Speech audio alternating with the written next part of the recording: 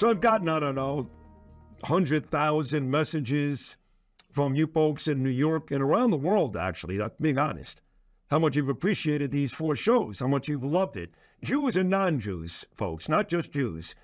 People who are humane, decent people have sent me some of the most beautiful messages I've ever received over the last 4 days. And if you're one of those folks and love these shows, then you got to love this guy, because it was all made possible by these studios here in Jerusalem, JNS Studios, JNS.org. Now, you've heard the CEO Alex Traiman on this show a lot since October the 7th, showing tremendous amount of courage. Early on, he would come on with me, you would hear the rockets in the background. It was nuts.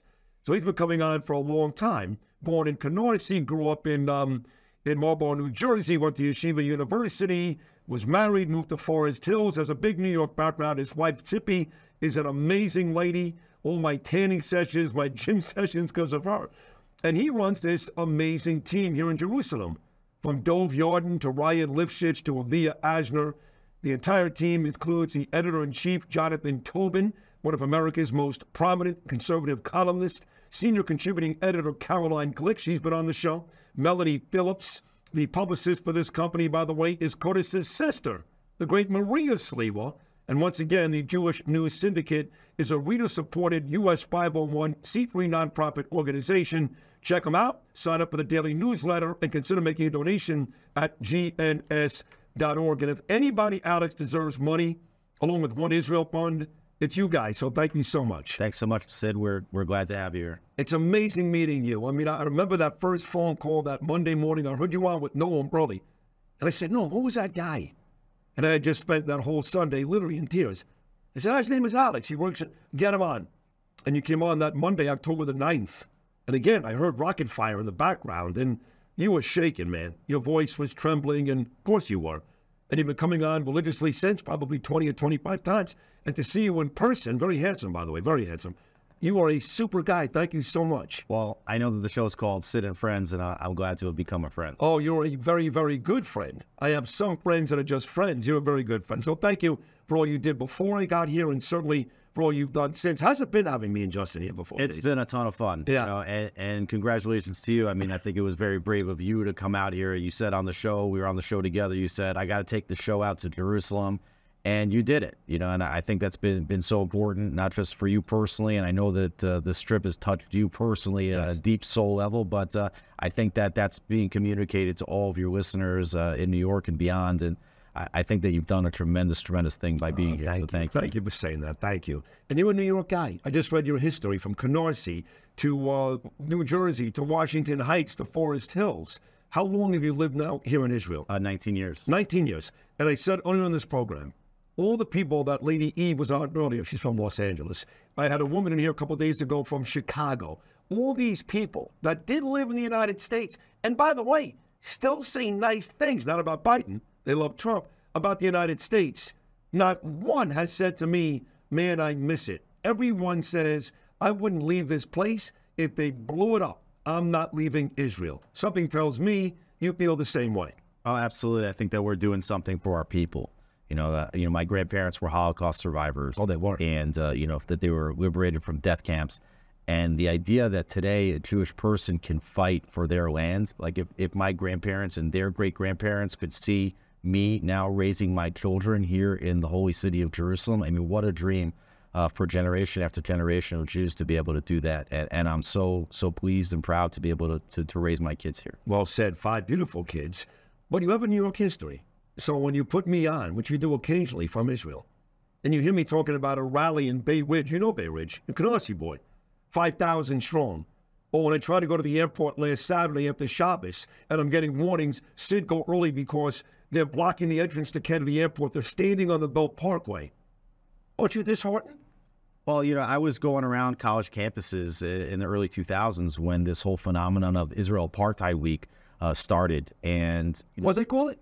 Israel Apartheid Week. This was going on college campuses. They would put up these fake barriers that Israel put up in order to stop suicide bombers during the intifadas, and they were putting these fake walls up and doing these stage die-ins on the college campuses, and this is where it all got started.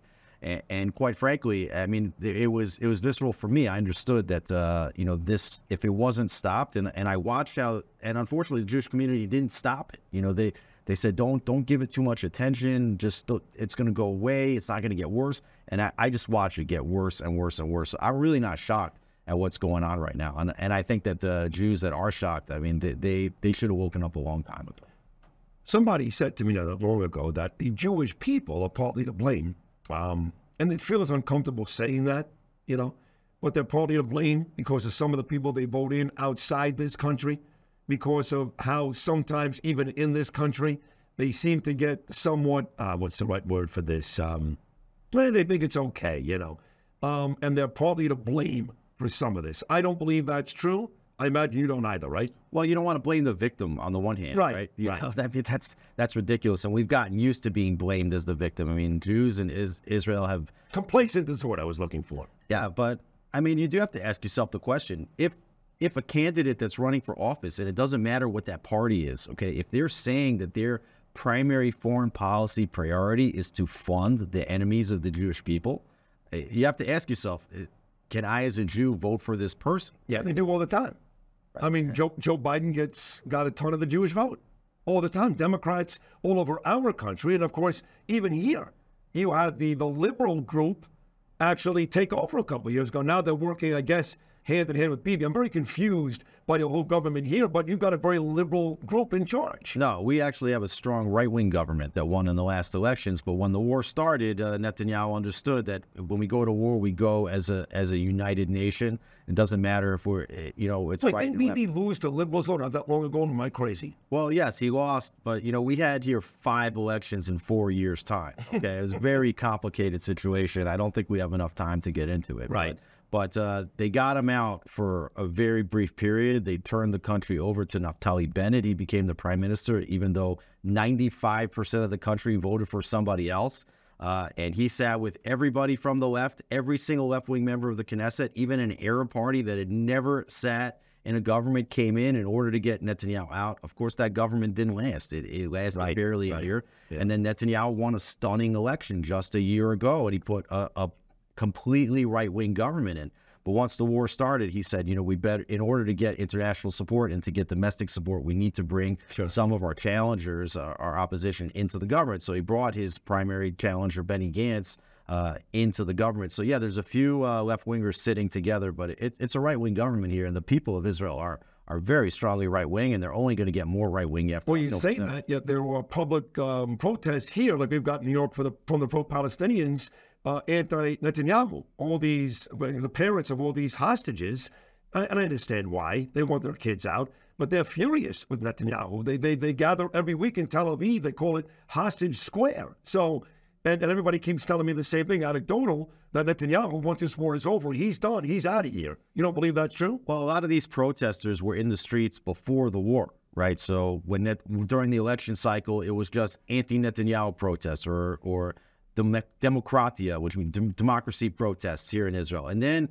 once Netanyahu came back into power, he rolled out a judicial reforms package because the Supreme Court in Israel is a far left and aggressive activist court that has been preventing a right-wing agenda in this country for a long time against the will of most of the citizens. And so he wanted to reform that court. And so then these anti-Netanyahu protesters, they latched on to this judicial reform, and then it became anti-judicial reform protests. And now, unfortunately, that same movement has been hijacking this issue of hostages, and they're rallying under the premise of what's called bring them home. We've probably seen a lot of these posters, bring them home. Yeah. But when you write bring them home, what that means is that you're putting the responsibility of the hostages, the fate of the hostages, on the Israeli government.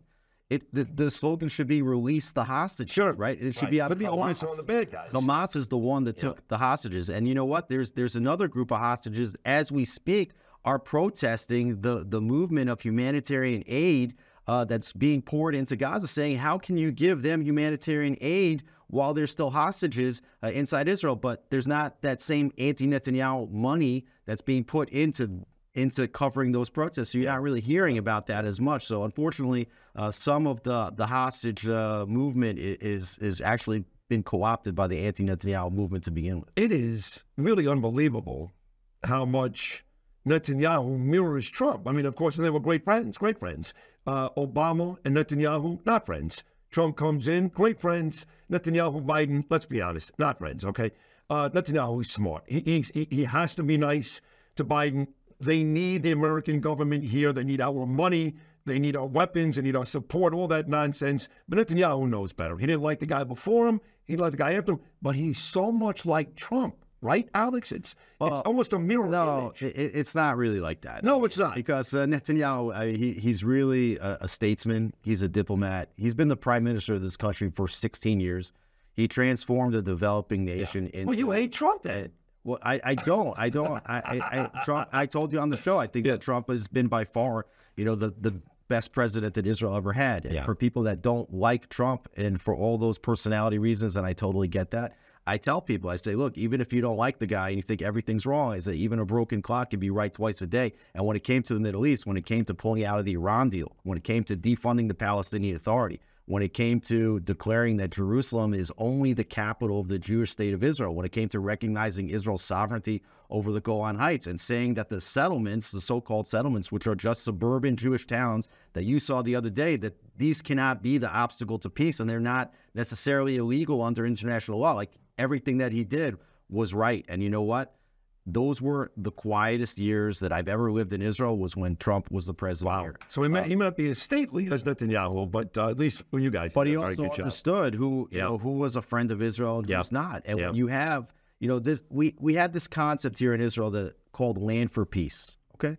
And we went down this path and we were ready in this country, despite many protests, a lot of people telling and screaming that it was a bad idea, that we would be willing to cede land if we would get from the Palestinians peace in return. And what people were arguing was that, no, if you give these guys a state, what you're going to get is terror. And then Israel pulled out of the Gaza Strip in 2005. That was Sharon, right? Yeah, Sharon. There used to be 8,000 Jewish citizens living inside Gaza, and the Israeli military was present there. In 2005, they took everybody out. And this was the pilot project for the independent Palestinian entity. And you had people screaming from the rafters saying, if you do this, you're going to get a terrorist statelet over there. And what happened? They were right. They were 100% right. That's why people like Shadi Hikin are doing the right thing, trying to get that land back for us. All their fears were validated on October 7th. And now what's happening? You hear, reports in Axios that Anthony Blinken and the State Department and David Cameron in the UK are saying that they're looking at ways to recognize an independent Palestinian state. Two-state solution. Right after, I mean, we're still picking up the pieces. Dead bodies. There's still hostages, girls being raped. And so basically what's happening is that the United States and the UK have been lying to Israel the whole time. And they're saying that it was never about land for peace. Never. It was just about you creating a Palestinian state. So if land for peace fails, then what's going to happen is going to be war for land. And if they declare war, then that shows how much more so that they deserve to get land. Well, let's wrap up this great conversation with a war question. That is, it seems like everybody here, every conversation I have is preparing for the war in the north. And as bad and as ugly, and it's still going on, picking up body parts, rapes, all that in the south, people describe that as the pregame show. At the north with Hezbollah in Lebanon, that's going to be real bad and could really affect the whole country. Even you guys here, electrical grids, food, jobs, everything. Is that what you're preparing for? I think that everybody in Israel understands that this war was going to come and that it's on and it's on now. So what's coming? And it's going to happen because, we've evacuated tens of thousands of Jews from their homes all along the Lebanese border. From October 7th. Where do they go? Here to Jerusalem? They're in the hotels. I know. All over the country. Yes. In Jerusalem, in the Dead Sea, in Tel Aviv, they're everywhere. And we can't return them to their homes as long as Hezbollah is threatening to attack. And if you think that Hamas is a dangerous terror organization, which they are, Hezbollah is 10 times the size. And they have hundreds of thousands of rockets pointed at this country, many of them precision guided, many of them long range. They could deliver much more serious payloads. They have a much bigger army, and we cannot go to sleep at night until that's taken out. And you see, we're being attacked by Hamas. We're being attacked by Hezbollah. There's cross-border attacks going on every day since this war started. Every day. We're being attacked by the Houthis. All these are Iranian proxies. They're being funded by Iran. This is a war that's taking place in real time between Israel, Iran, and all of its proxies. And unfortunately, I don't think that the United States appreciates the situation that we're in right now. How could they? They help fund Iran. The country you're talking about responsible for all this stuff has gotten not just money, $6 billion not that long ago, but they've loosened every restriction, every sanction, and they've allowed Iran to make billions of dollars from the Chinese with oil. We basically, the Americans, funded this war. Right. And now, instead of seeing this as an existential issue like the way Israelis see it, they see this as an election issue. They say, oh, how can we go into an election if Israel continues to fight against Hamas, and if Israel's going to fight against Hezbollah? It's just going to make us look bad, okay? So now they're blaming us for their own foreign policy problems and their own election problems, instead of either taking care of the situation, which they should take care of the situation, but at least just let us take care of the situation and stop pressuring us. And you know why they're pressuring Israel? Because Israel's the only party that listens to them. Like, Iran doesn't care what they're saying. Hamas and Hezbollah, they don't care what they're saying. Israel's the only one that cares what the Americans say, and that's why they're putting all the pressure on Israel. Alex, you are an unbelievable guy. Seriously, you're brilliant, you're smart, you're loyal. You run a great operation here.